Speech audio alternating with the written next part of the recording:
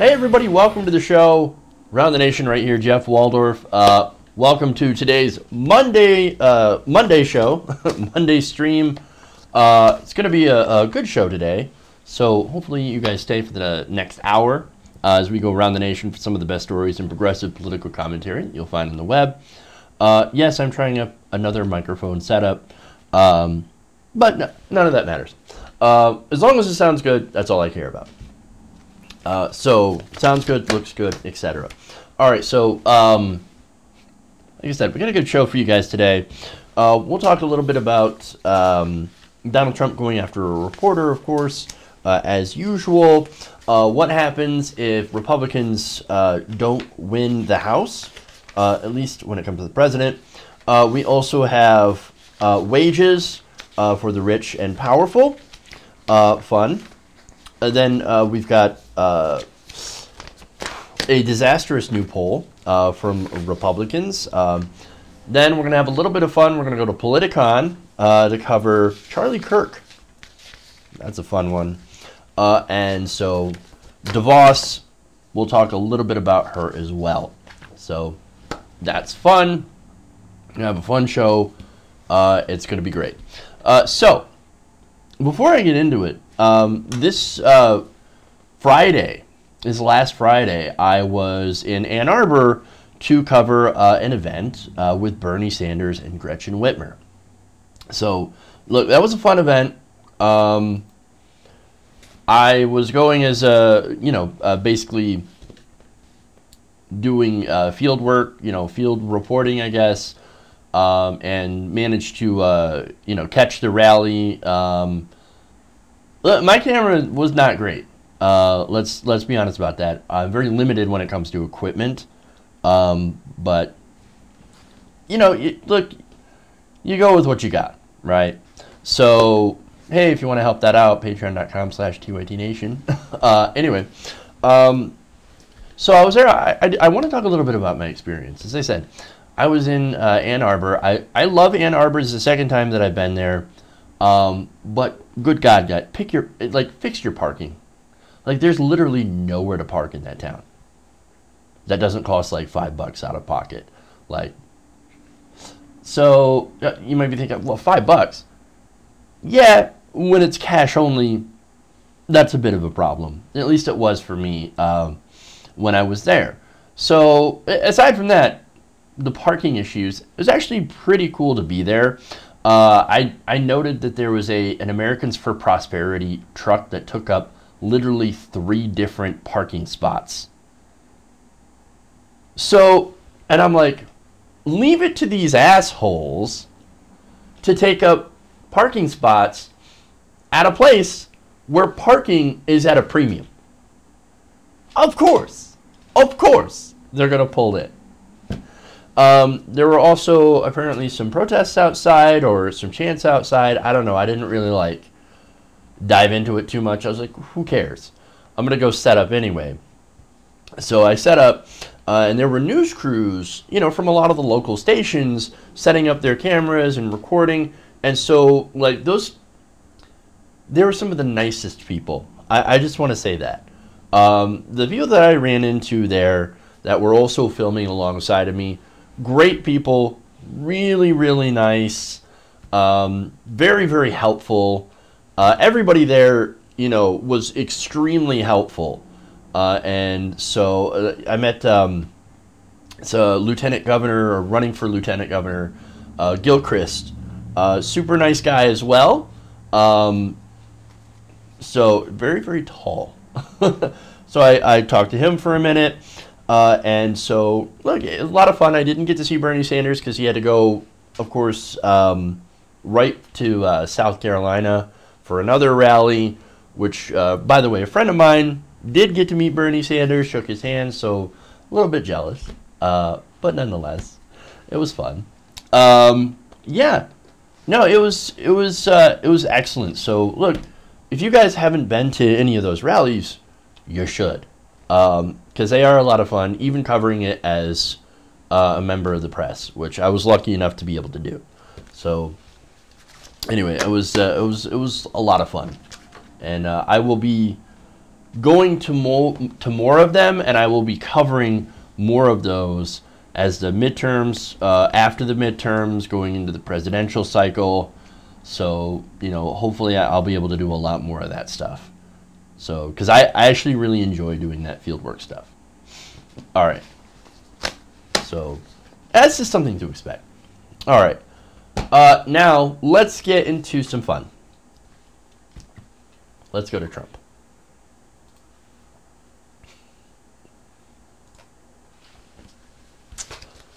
All right. Last week, President Trump told a reporter to stop being a baby. Now, this happened when the president sat down for a roundtable discussion in Arizona to talk about the incoming migrant caravan. So you ever noticed how the closer we get to an election, somehow Republicans start freaking out about immigrant caravans? Well, that's what's happening this time. Now, let's go to the video here where Trump starts talking about this caravan and, well, basically fear-mongering about it. Let's take a look. Over from Honduras. They have like 5,000 people, Honduras and Guatemala, El Salvador. And some of these people are hard criminals, hardened criminals, not good people. And they broke through in Guatemala. I said, look, we give you hundreds of millions of dollars, Guatemala, and you're going to stop those people from coming. And they tried, and they broke right through, and they broke through the fences. And Mexico is now really fighting a very tough situation. And Mexican soldiers have been hurt, badly hurt, a couple of cases. But I very much respect the fact that Mexico is willing to do this. But these are some bad people coming through. These aren't babies. These aren't little angels coming into our country and going to, you know, go to work for Boeing and go to work for Raytheon and for Lockheed and do a great job. These are some hardened criminals coming in. And we're not letting them in. What evidence do you have that these are hardened criminals in the United States? Oh, please, don't be a baby, okay? Take a look, okay? Just take a look. Look at what's happening. Look at the Mexican soldiers that are laying on the ground. Take a look. These are hardened, I didn't say in all cases, but in many cases, these are hardened criminals. These are tough people. And I don't want them in our country.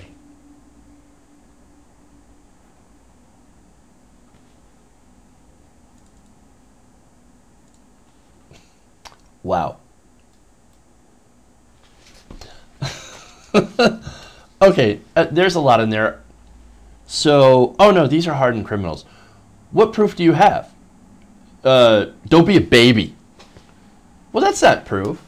That's you saying, don't be a baby. Come on. Just take a look at what's happened. Yeah, we see what's happened. And what's happened is that there's absolutely no proof to back up anything that you just said. Nothing. Just don't be a baby, okay? Just don't be a baby. Ridiculous, right?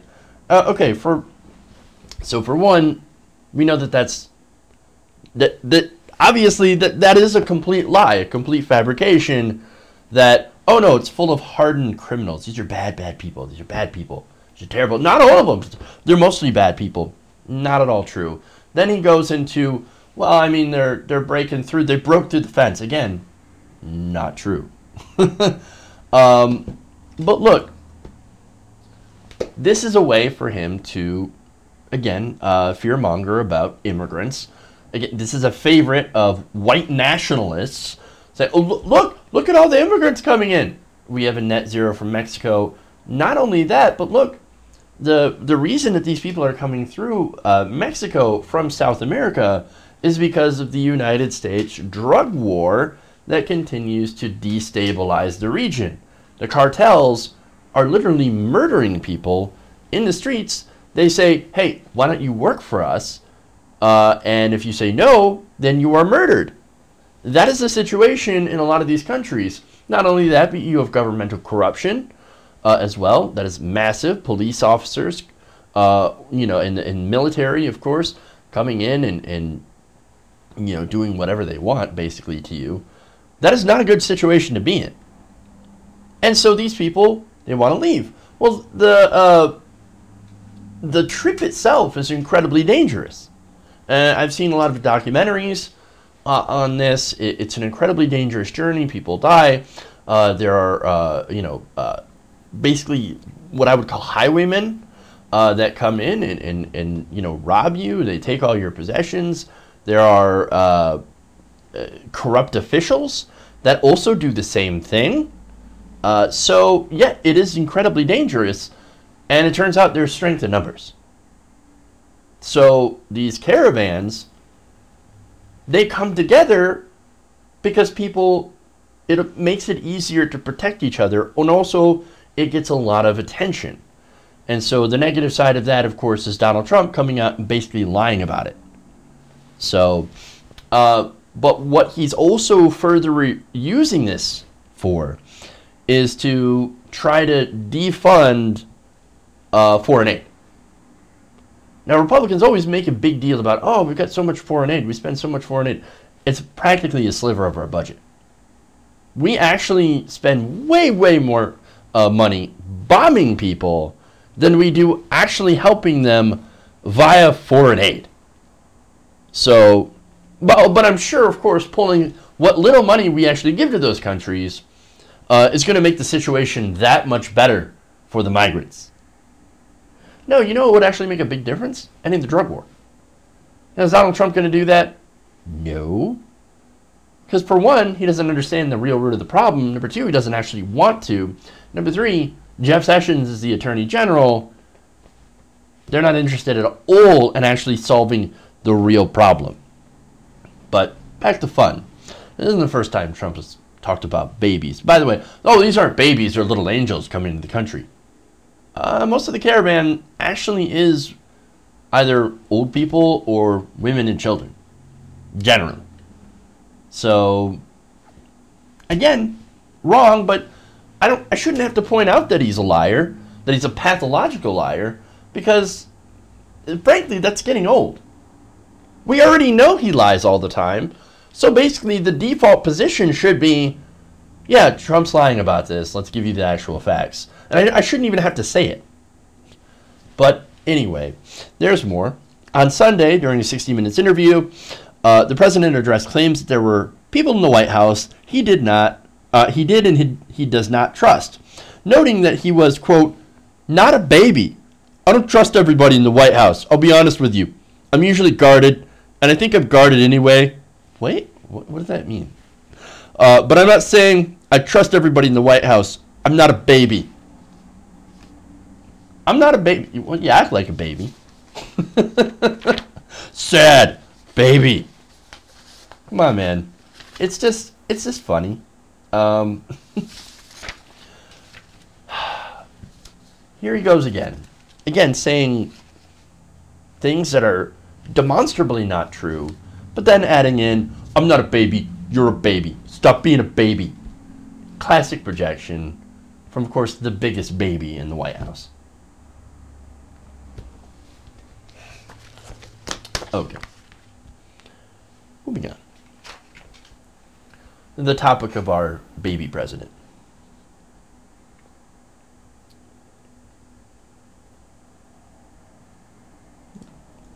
Let's see what we got here. Where is that? Yep. Sorry, playing around with the this thing. Here we go. Eventually I'll get this production thing, right? Okay.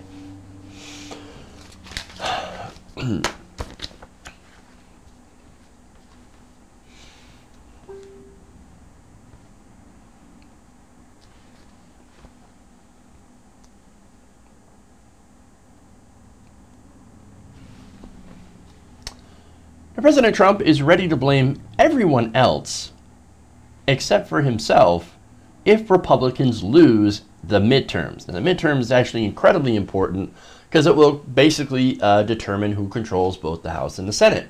Now, Republicans have a good chance of picking up Senate seats or at least a possibility, since there are Senate seats right now in Trump districts, states that Trump had won, that are being defended by Democrats. But in the House, there's a chance that Democrats can pick up a majority of seats in the House, which would basically put a stop on some of Trump's agenda. Now, Mitch McConnell and Paul Ryan, they're deeply aware of that. In fact, a lot of Republicans are starting to get a little bit worried about their chances in the midterms. However, President Trump apparently not worried at all. And in fact, he says, if something does happen, well, then it's not my fault. Oh, okay. Now, Politico, citing two people familiar with the conversations with the president, reported that Trump views 2020 as, quote, the real election. Oh, no, that's a real election. So this is funny because this actually reflects what a lot of Americans actually think. Now, I told you Donald Trump is a Fox News president, right? So he is like the average person, but with, no, that's not even fair, okay? He's actually not the average person. He's just somebody who watches a lot of cable news, but doesn't actually care about politics, doesn't get into the specifics of policy, and just cares about the theater. And he's got money, a fortune that was basically that he had inherited, right, from his dad. So he doesn't know anything. He doesn't understand how important midterms actually are. And there are a lot of American people, that actually feel the same way about midterms. That's why you don't see a lot of turnout during midterm elections. So, anyway, so he doesn't view them as important. No, he actually views the 2020. Why? It's because he's up for re-election. Oh, no, that's the real election. Again, he doesn't understand how government actually works, and can't understand that the reason that some of his, the only reason actually that some of his policies have actually been put into place is because he has not had divided government. He got lucky enough to actually have a majority in both the House and the Senate, or else those tax cuts, for example, would not have gotten through the Senate had the Democrats controlled it. Again, no intellectual curiosity, doesn't understand how any of this works. But anyway, he said he doesn't see the midterms as a referendum on himself. Now that's going to contradict to earlier statements. But for one, he says, these are their elections, referring, of course, to the candidates up, and if they screw it up, it's not my fault. Hey, man, I'm not going to take it. Look, this is not a referendum on me. Actually, yeah, it kind of is. And it's not just this election being a referendum. That happens, midterms are a referendum usually on a lot of presidents. For example, the midterms in 2014 under President Obama. That was a referendum on the ACA.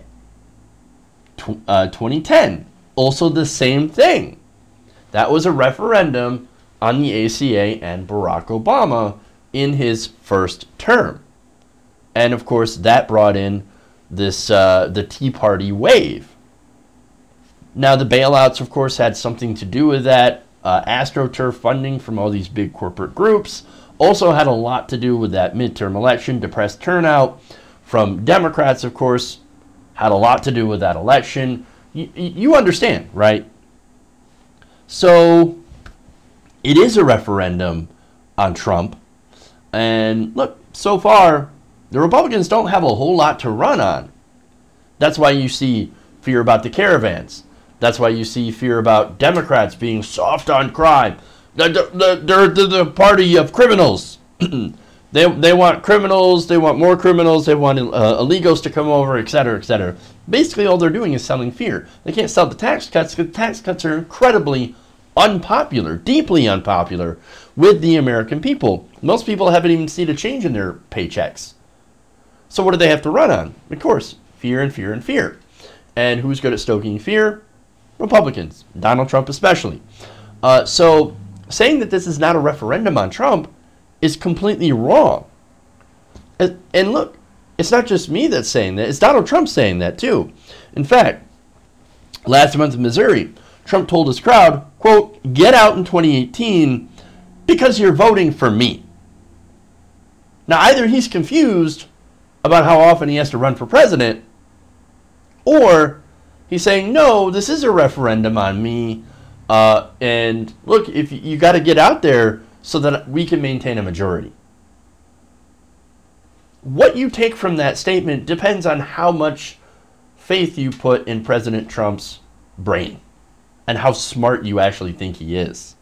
So, but look, as stupid as he is, he's got to understand that this does matter, right? These elections do matter, because if the Democrats get into the House and take it over, there goes the Republican majority, and Democrats, of course, on a lot of issues, except for, of course, banking, etc., the stuff that I normally hammer Democrats about, are going to be a no-go when it comes to the House. So we'll see what happens. But nonetheless, Trump says, look, I'm not going to accept any sort of blame if anything happens, because it's not my election. What do I care? Well, you should care. And here I am giving Donald Trump advice.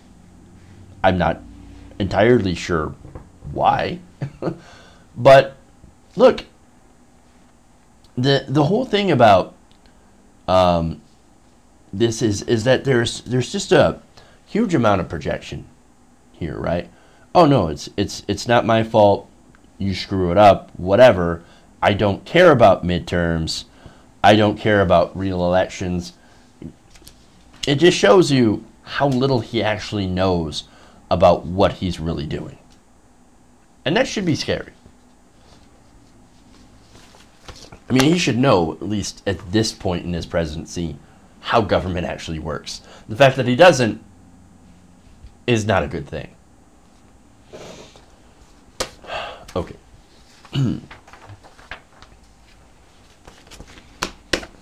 Moving on.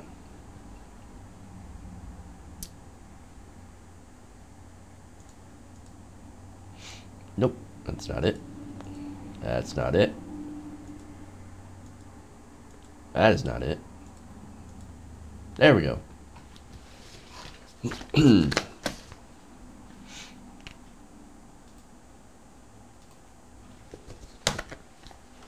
All right.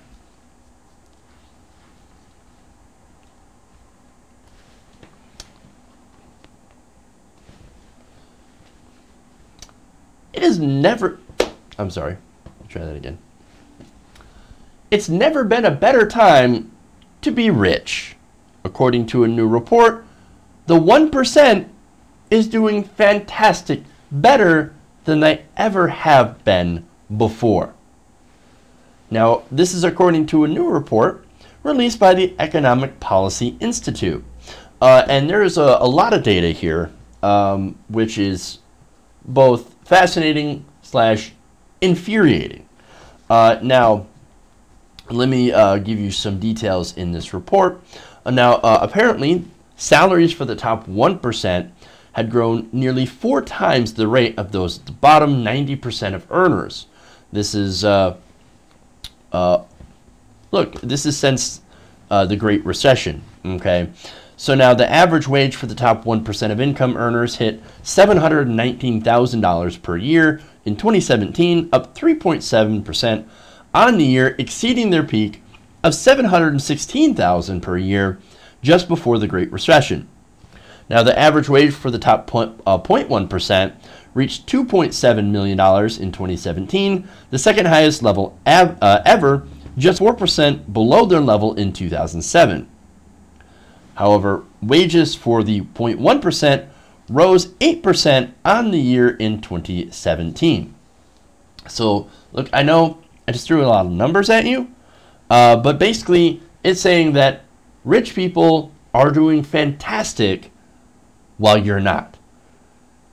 Now, that same report does also say that the bottom 20% of Americans have no money saved up. So, why do they have money saved up? Is it because they're irresponsible? No, it's because they don't have money to save. Wages are stagnant.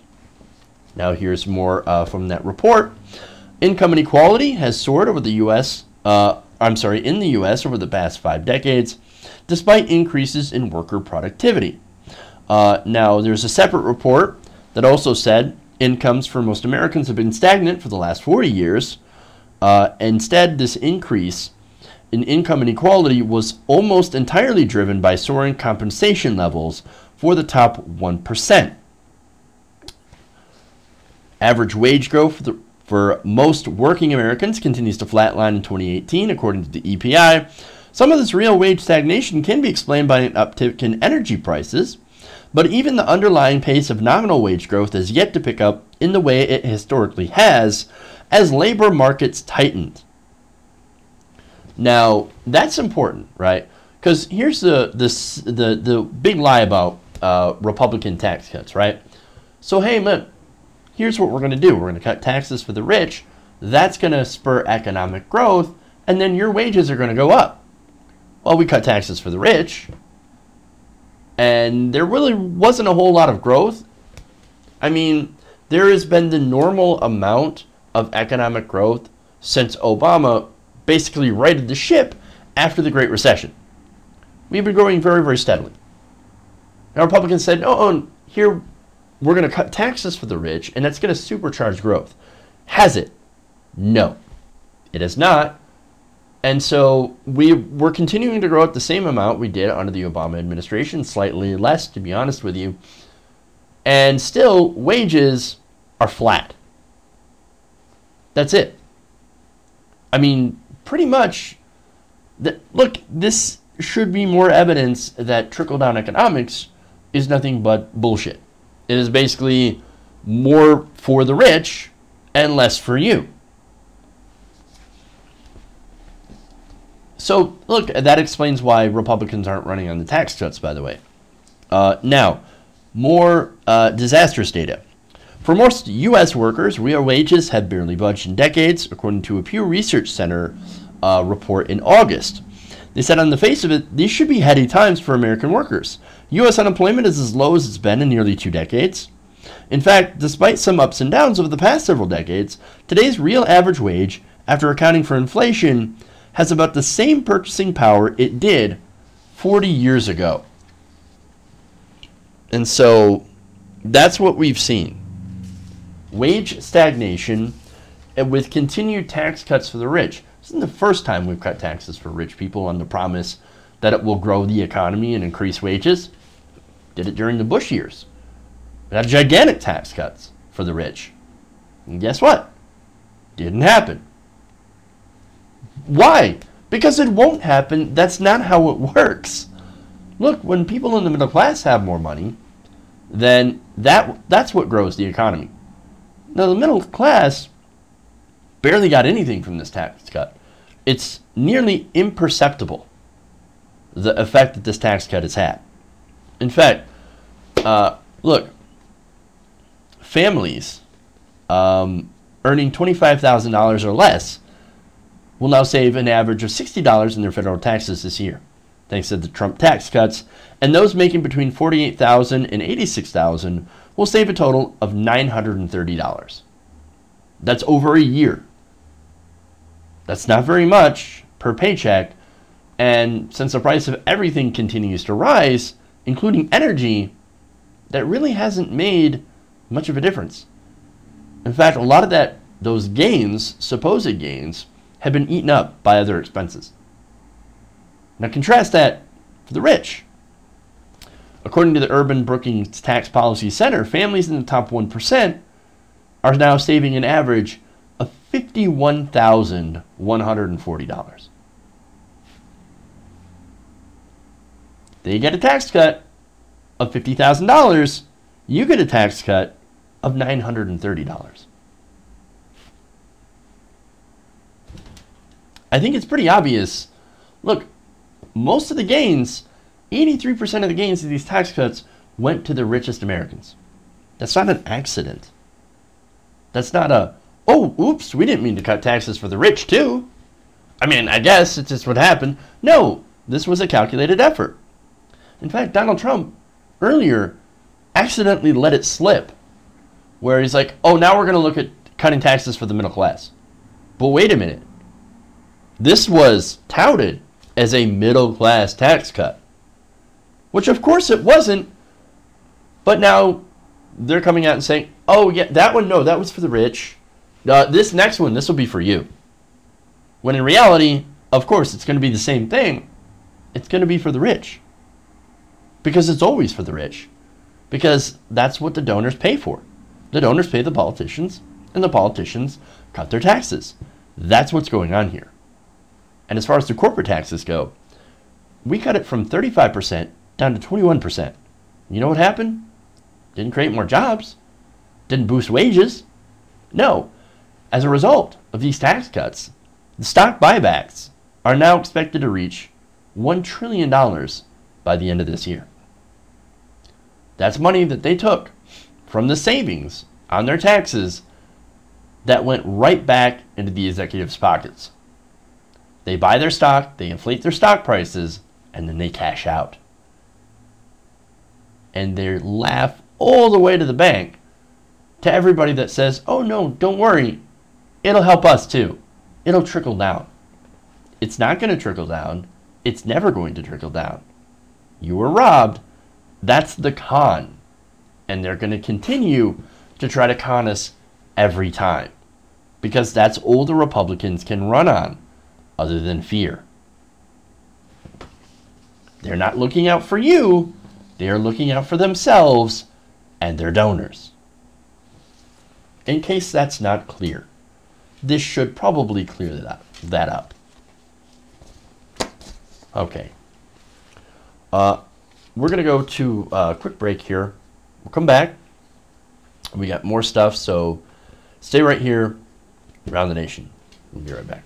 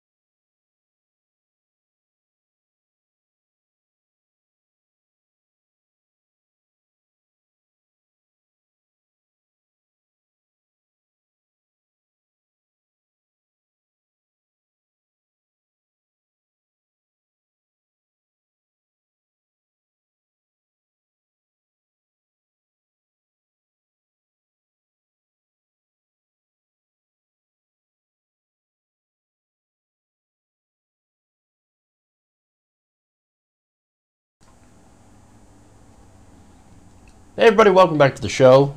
Around the Nation, Jeff Waldorf here with you. We have a super chat to read here. Jonathan Scott says, Day 2 of Charlie Kirk imploding at Politicon was even better than Day 1. Go Sam Cedar, kick-ass. So apparently everybody's at Politicon except for me. Now, why is that? Well, it's not like I wouldn't want to go to Politicon. It's that I had no way to get there. So, like, I can't afford a flight out to LA. It's ridiculous. Not much less place to stay, much less I'm not even invited to go. So I would be not on any panels or doing anything, you know, fancy like that. So that's why I'm not there. But I'm glad there are people there that are having fun. Speaking of Charlie Kirk, of course, we're going to talk about his implosion earlier. So that's going to be a lot of fun. All right. So, yes, for those watching the live stream, no music because I am streaming on 2 different computers. And this computer does not have any of that music and stuff on it. So, all right. So that just explains it. But thank you, Jonathan, for letting me know about the Charlie Kirk explosion that is currently happening. Fun times. Okay. So, let's move on here. Okay.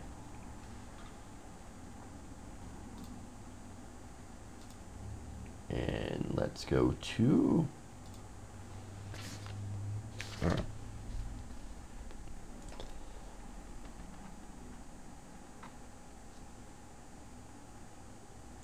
All right. And this...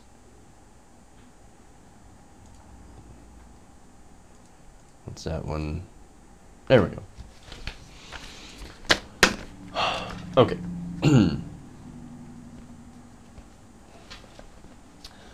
So there's a disastrous new poll out for people who care about press freedom, freedom of the press. Turns out that nearly half of all Republicans think Donald Trump should be able to close companies, press companies, that are mean to him.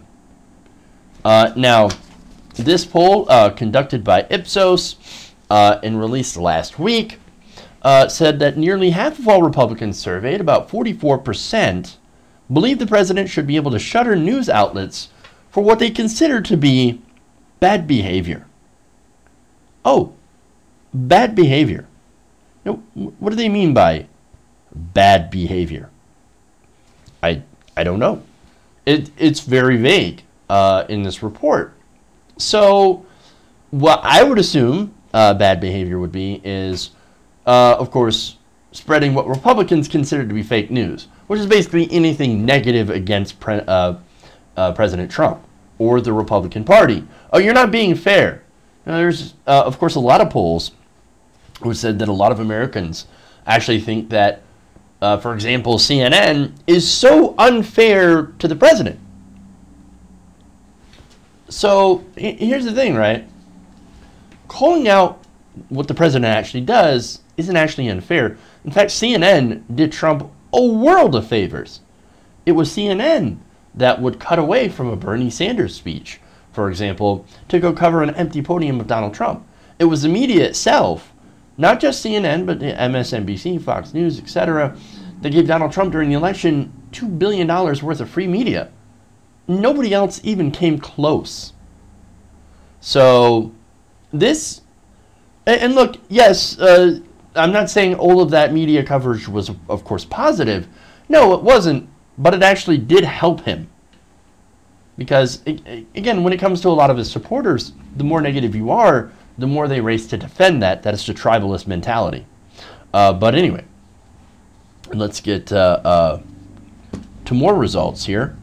Now, the poll, of course, shows the clear party divide, of course. 29%, nearly a third of the more than 1,000 people polled, said they believe the news media was the enemy of the people. That is nearly a third of Americans that say the media is the enemy of the people. Now, look, I have a lot of media criticism. And look, I'm a member of the media, by the way. But I have a lot of criticism towards MSNBC, Fox News, of course, and CNN. I think CNN is tries way too hard to be so-called down the middle. Oh no, we are so afraid of being called liberal. We're not liberal. We're not liberal. MSNBC is pretty much the same way. Oh, we're not liberal. Look, we have 3 hours of Morning Joe. How can we be liberal? No, we're definitely not liberal media. They're afraid, right? But still, they do criticize Donald Trump, and I think they do so, for the most part, fairly. And yet at the same time, they bring on these idiots to go and defend the Trump position that have no business being on television. But that's just me. But anyway, let's get into more, huh? That number jumps to 48% if you look at just Republicans. So a third of the American people and nearly half of all Republicans say that the news media is the enemy of the people. Disaster. Now, 68% of Democrats polled believe that reporters try their best to do honest reporting. Only 29% of Republicans agreed. Now, if you're looking at Fox News, yeah, a lot of them don't do honest reporting.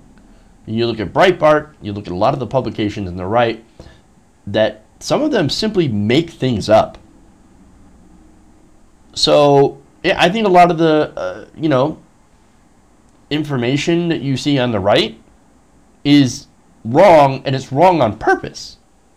Now, you can do that critique for establishment media as well, but they don't make things up. What they do is that they, I think, omit certain things, or they look at it from an establishment perspective. Like, no, like a great example is reporting on Bernie Sanders, right? So Politico came out with a recent report smearing Bernie Sanders, talking about how nobody's interested in a Bernie Sanders 2020 run. Well, okay, to put in my experience, and again, this is an anecdote from myself. I just went to a Bernie Sanders rally in Ann Arbor. 1,400 room, people capacity in that room. It was filled to the brim. There was overflow rooms. So I know it's 1,400 people. It might not be a lot compared to some of the other previous rallies.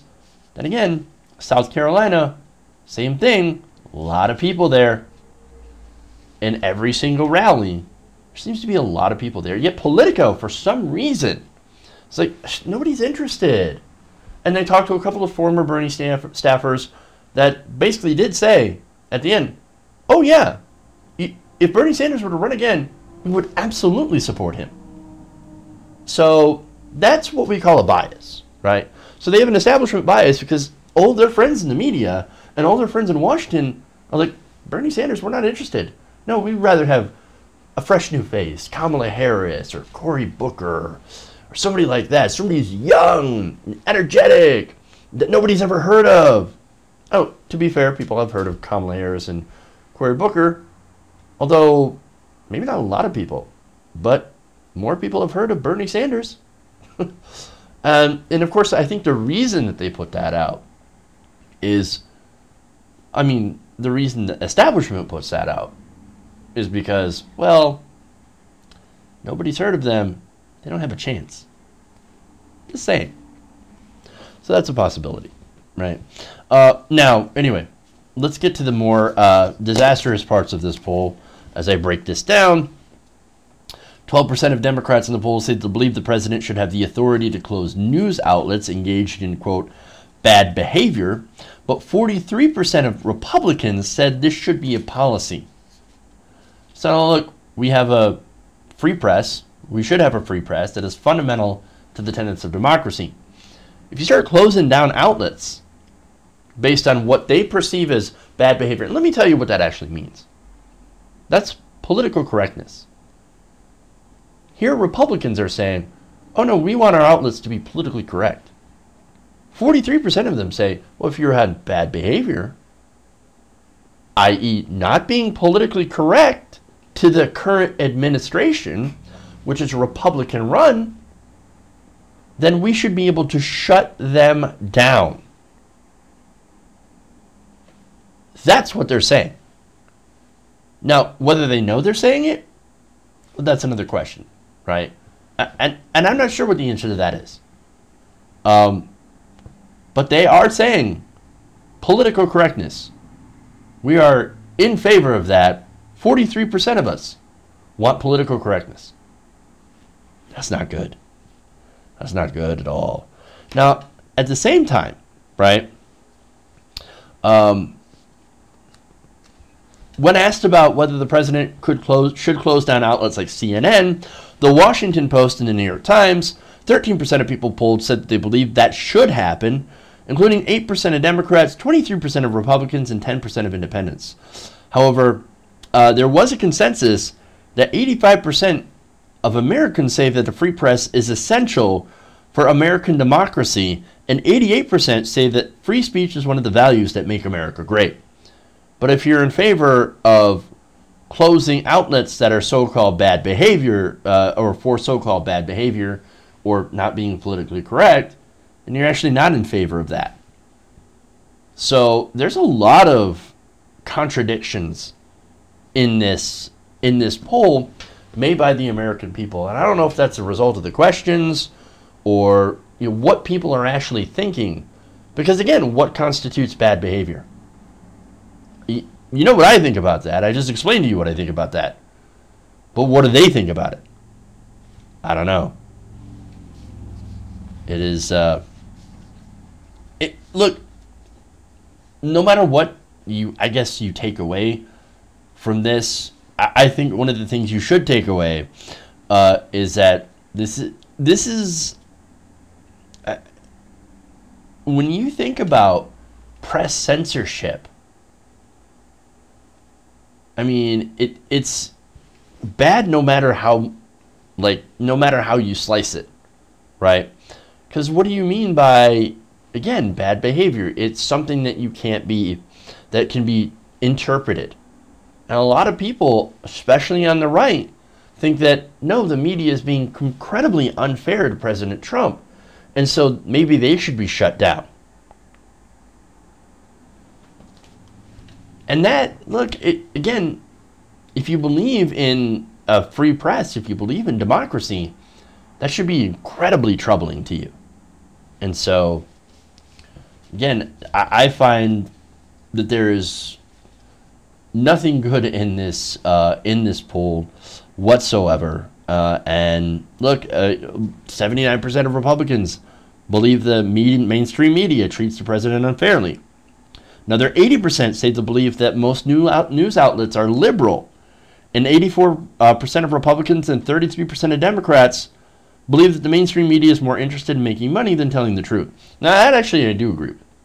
There's a lot of media outlets that are more interested in making money because they're big corporations, right? So that I actually do agree with, because we've seen that. Going back to the examples of Bernie Sanders and the empty podiums for Donald Trump. Of course, they're more interested in making money, and I think that's, look, if we want to fix that problem, maybe we should disincentivize the media from being corporations and actually make them publicly owned. Oh, wouldn't that flip out most of Washington? Could you imagine? What do you mean? You're making the press a public utility? But my profits. Look, that would be one situation, but then of course that would create another: government control of the press. So you solve one problem, you end up creating another. So who knows, man? But we do have to fix this. We do have to make our press accountable, and so because otherwise people aren't going to trust it, and they're not going to trust facts, and that's what we see is happening today, is that nobody seems to trust facts anymore, and that is dangerous for democracy. The Republicans have been incredibly successful at destroying trust and credibility in the press. Okay. So let's move on.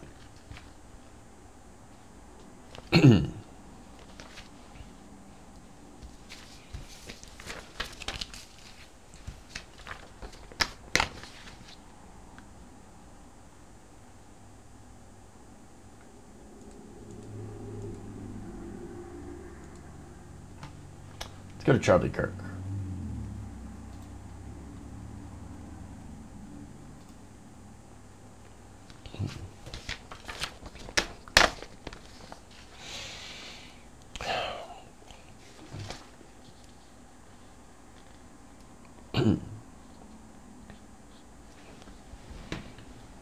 The founder of Turning Point USA, Charlie Kirk, had a little bit of a heated shouting match with Young Turks founder Cenk Uygur during Politicon. So, looked a little bit triggered. Now, Kirk was facing off against Hassan Piker in a debate on whether young people should be conservative or liberal. Now, towards the end of the event, of course, Kirk talked about the salary. Like, oh, how much do you make? Well, how much do you make? When it came to a discussion of socialism in the United States. And actually, it's more of democratic socialism or social democracy, things like Medicare for all, free college at, I should say, tuition-free college at public universities and colleges, things like that. Things that other modern industrial nations actually already do. So, nonetheless, Charlie Kirk is going to say, oh no, this is socialism, you're advocating for socialism, therefore you should give up 95% of what you own. He actually said this during the debate. But first, of course, had to ask, how much do you make? Well, okay, look, fair question, right? As long as you can ask how much Charlie Kirk makes. And when asked, of course, he flipped out. Let's take a look at that video.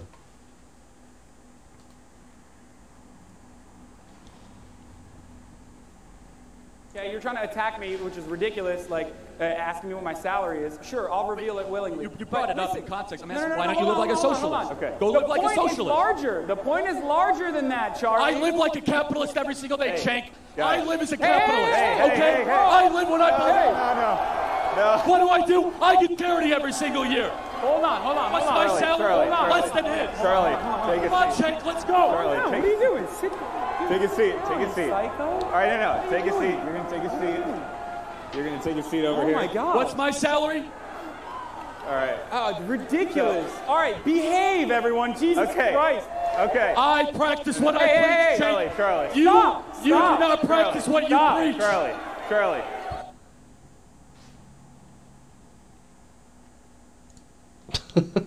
Okay. I believe somebody has been triggered.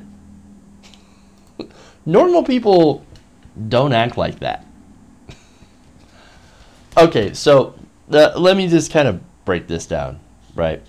I live like a capitalist every day, Jake. I give to charity. Okay, and you want a fucking cookie? Yeah, some people give to charity. Guess what that is? It's a tax write-off. Not to say that giving to charity is a bad thing, but okay, well, how much? How much do you give to charity? What do you make? It's a perfectly legitimate question if you're saying, I practice what I preach, I'm living like a capitalist. Well, what does that even mean? What does living like a capitalist mean? That you go out and buy a bunch of shit? Well, then we all live as capitalists. Because we're in a capitalistic system. But, no, furthermore, he said, you do not practice what you preach. Okay, well, look, I could go and I could show you a ton of examples of Cenk Uygur saying, oh no, I'm a capitalist, I'm a small business owner. Because that's what he literally is, and that's what he literally says. And he's gotten a lot of pushback for that, by the way, by TYT viewers and actual socialists that say, Cenk's not a socialist, he's a capitalist. He says so all the frickin' time.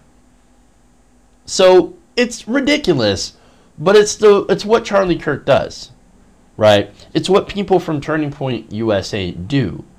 They basically lie. And then when somebody calls them out, they freak out.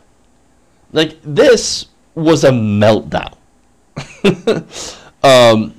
Now look, how much does Hassan make? Apparently, according to Washington Examiner, he makes about $60,000 a year in LA. So, you want to talk about Charlie Kirk having less money, making less money from Turning Point USA than somebody at TYT, that is a complete absurdity. $60,000 a year in LA is not a lot of money.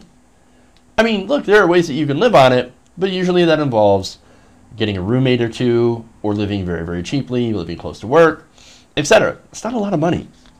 So this whole idea, like, oh my God, TYT's got so much money, and they, you know, these hosts make so much money from it, is ridiculous. It's incredibly expensive to live in LA, especially in Culver City.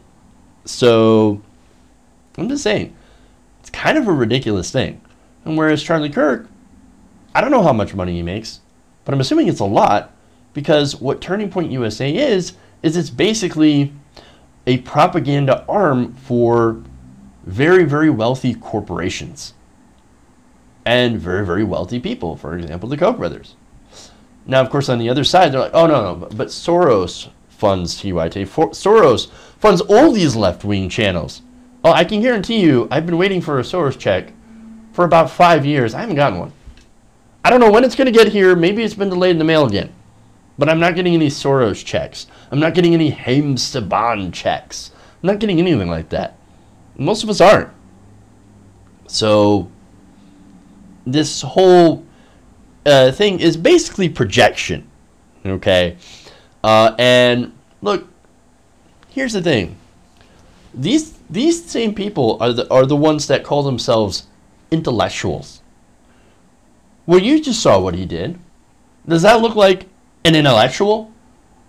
He flipped out and tried arguing with somebody in the audience, with Jank in the audience. It's ridiculous.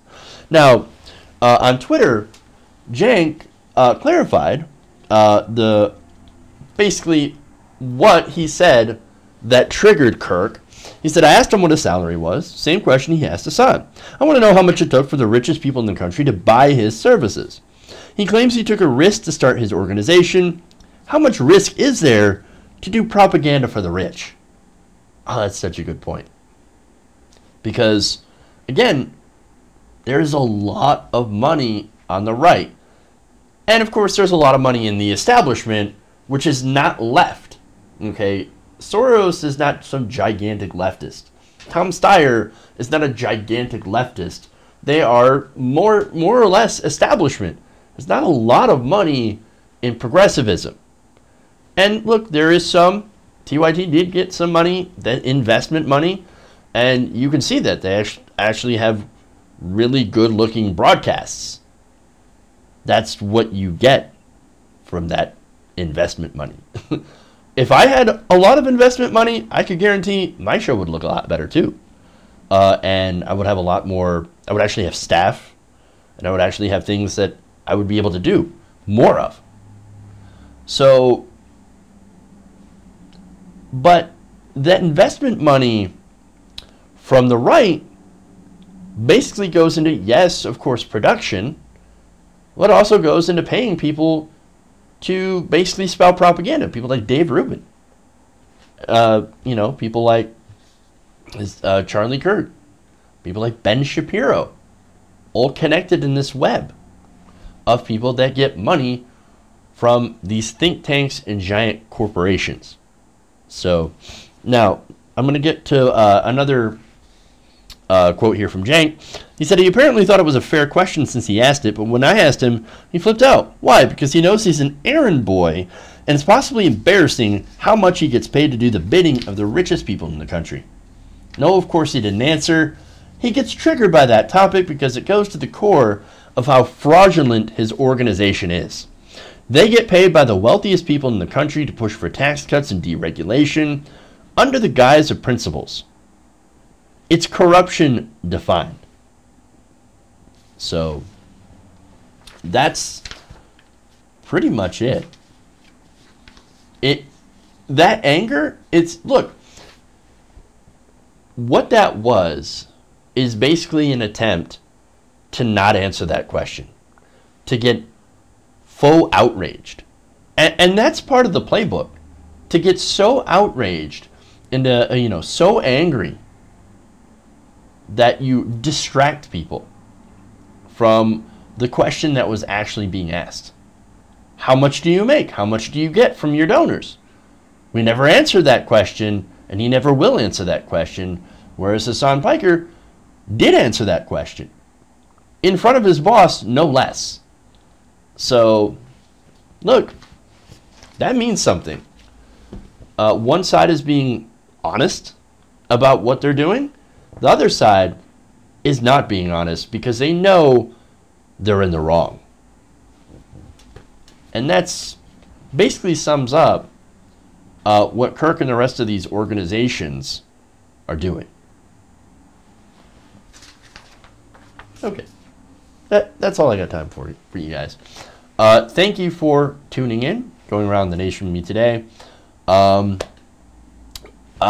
a super chat that I want to read here, actually, from Mark. Dumps base fears facts in melanin. Go Dodgers. I'm assuming that's some sort of sport team. I don't do sport. But thank you anyway, Mark. And yes, there's one thing that Republicans do fear, and it is, look, migrants. Why is that? They fear they're going to be replaced. They fear they're going to be replaced.